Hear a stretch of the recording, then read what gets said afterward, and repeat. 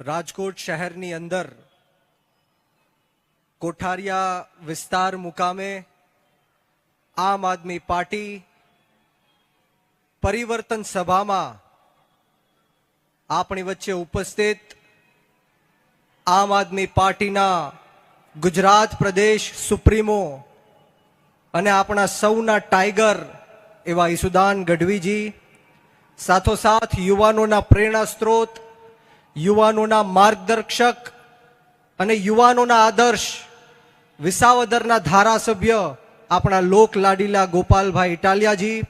અને સાથોસાથ વિશેષ બધાના નામ આવી ગયા છે એટલે માફ કરશો બધાના નામ નહીં લઉં, પરંતુ મારી સામે ઉપસ્થિત એટલી બહોળી સંખ્યામાં એટલી કડકડતી ઠંડીમાં પણ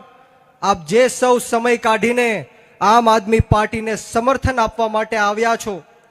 ત્યારે આપ સૌ મારા પિતા તુલ્ય વડીલો, મારી માતૃશક્તિ,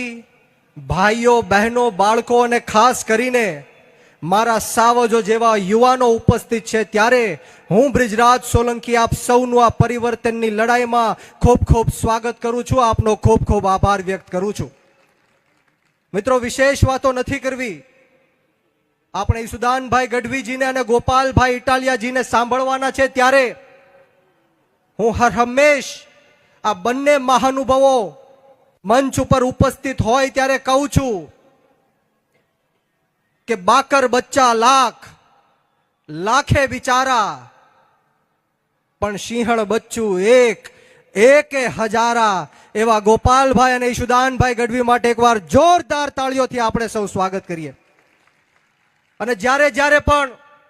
આપણે સોશિયલ મીડિયાના માધ્યમથી આમ આદમી પાર્ટીની સભાઓ જોતા હોઈએ, નેતાઓને સાંભળતા હોઈએ, ત્યારે જે રીતના આ ભ્રષ્ટાચારી ભારતીય જનતા પાર્ટીના મળતિયાઓ લોકોને મોકલીને સભાઓ બગાડવાના પ્રયત્ન કરે છે, પ્રશ્ન પૂછવાના પ્રયત્ન કરે છે, આમ આદમી પાર્ટીની સભાઓમાં ન આવવા દેવા માટે અનેક તાઇફાઓ કરે છે, રોકવામાં આવે છે, ધાક ધમકીઓ આપવામાં આવે છે,